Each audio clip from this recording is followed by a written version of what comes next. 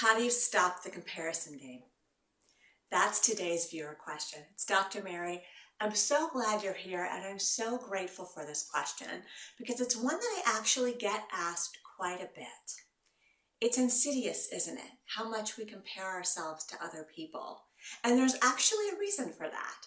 So we have these little neurons in our brains called mirror neurons that are pretty much comparison neurons. As children, they're really helpful because we learn by comparing ourselves to and mimicking other people. That's why children learn how to walk and talk and read and write and do all of those things relatively quickly. But as we get older, we don't need the mirror neurons for comparing and learning in the way that we did when we were children, but they haven't turned off. And sometimes we get in trouble.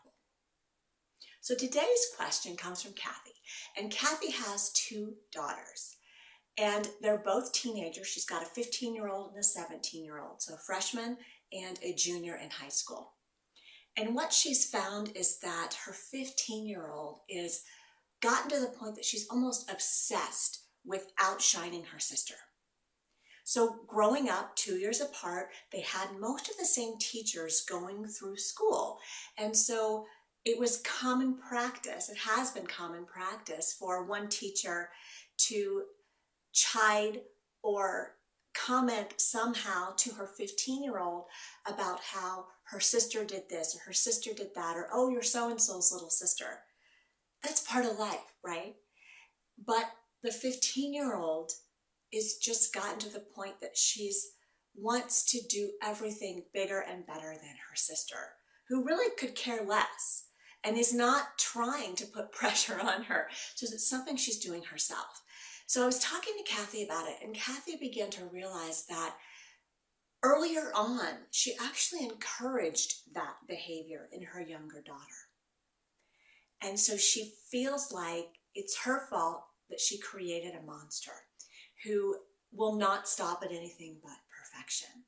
So we had the chat about stop, tell your inner mean girl thanks, but you didn't know any better at the time, now you do. And so moving forward, how do you stop the comparison game?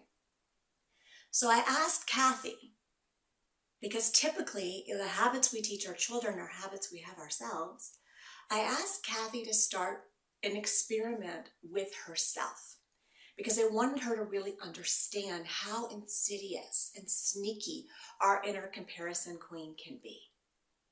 So I had her do a week-long experiment in 3 steps. It ended up taking her about a week and a half, but she learned a lot. And then she was able to teach this experiment to her younger, she actually taught it to both of her daughters, and was able to get her younger daughter to back off a little bit. It's a journey, it's a process, but at least it got her and her daughters aware of what they were doing and how harmful it really was. So, an experiment in 3 parts to stop the comparison game. Number 1, for the first few days, and Kathy picked the number 3, she decided she was going to do each part of this experiment for 3 days. For the first 3 days, she just did what I call noticing. She got a little journal, like one of those little journals that's like really tiny, and she put it in her purse and she took it wherever she went. And every time she caught herself doing some sort of negative comparison or negative self-talk or judgment of herself, putting herself down, she put a tick mark in her journal.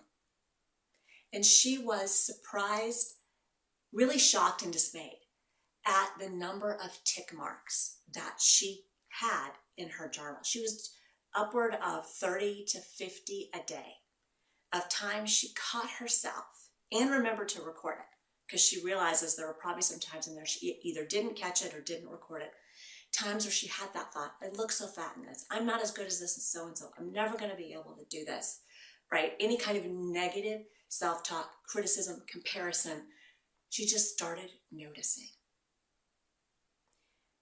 And once she realized, because she had no idea she was doing it that often, once she realized how much she was doing it.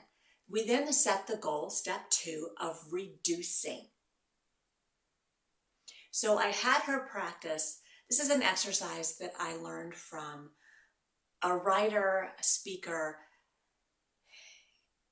Ilana Van Zandt. She calls it the cancel button exercise. And she says that whenever she starts to go down that rabbit hole of negative thinking, she says to herself, she envisions a stop sign and, says to herself, cancel, cancel, to get herself to stop in her tracks from going down that rabbit hole. So Kathy, instead of the stop sign, envision, they have there's an office supply store called Staples, and they used to have these commercials where they had like a red button, press the button and Staples will be there kind of thing. So she imagined that she had a red button, and she would visualize herself pressing cancel, the red button in her mind said cancel. She'd press the cancel button every time she started to go down that road. So then she tracked for 3 more days with the goal of reducing the number of tick marks. So if she was effectively able to stop herself in her tracks, she didn't write that down.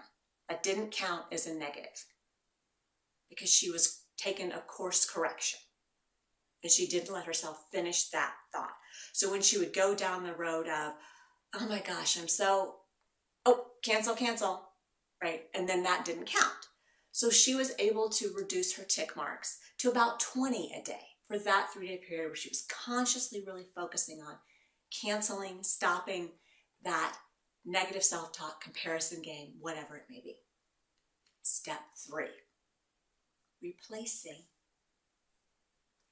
So after she got good at noticing and reducing the number of times by using that cancel button, by using the stop sign, whatever works for you, I had her create a list of the kinds of statements she commonly said about herself. And she found some patterns. She picked on her own weight a lot. She picked on her intelligence a lot. She picked on herself in terms of just how she looked, how she acted. She second-guessed a lot. She ruminated about decisions she'd made. There were some patterns, some themes that kept coming up. So I had her take out her journal, and on one side I had her write down the typical negative things she would think about herself or say about herself. And then on the right side, we transformed that into a positive statement that she actually believed. And so that was really the key. We had to replace the negative with a positive, but we wanted her to actually feel that that could be true. So she started this experiment as a 3-day process, and she still kind of continues it off and on to this day. When she feels like she's getting really negative on herself, or as she's doing this practice and teaching it to her daughters, they're doing it together. And so, when she starts to think, oh, I just look so fat in this, she replaces it with her new belief, her new affirmation, which is, I am striving to be the healthiest me I can be. She knew she couldn't replace it with I am thin because she didn't believe that about herself. But she did honestly, because she is trying to be the best, healthiest version of her she can be. So that's what I'm talking about. Find those common patterns or threads in the negative, and then have this list of statements. So when you start to go down that rabbit hole, you've got a statement right there that will replace that negative comparison, self-talk, whatever it may be. It takes time. It's not going to happen overnight. Even I, who have been on this journey and doing this work for years, still sometimes have that comparison queen come up or negative, thought or whatever. But I know enough now, I have enough skills in my toolkit that I can use the stop sign, the cancel button, and then replace it with something positive. And that, as I've shared with you before, my wall of positivity that I have behind me here. This is my office. And I've got positive, you can't see the whole office, but I've got positive sayings on every wall. I spend more time at my desk. I've got more on this wall than other walls, but I have them at my home office and my work office. I've got them scattered throughout the house because we all have those moments, right? We all have those days where we're just ugh, feeling it. Our negative, Nellie comes out, our comparison queen comes out, and to have those positive statements ready when you start to go down that road. No, stop. This is my new belief system. Over time, you will start to notice, as Kathy has, and she's been doing this for a few months now, so she's really noticed that, whereas before she was 30 to 50 negative statements a day, on an average day when she tracks, she doesn't track every day, but now on average when she tracks, it's like 5 to 10. And she does the stop, and she does the replace, and she feels so much better about herself. So that's my challenge for you this week. Start that experiment, noticing, reducing, replacing the amount of negative chatter, self-talk, comparison, whatever it may be, that's going on in your mind. It's really hard to love yourself if you're constantly beating yourself up. I hope that serves you.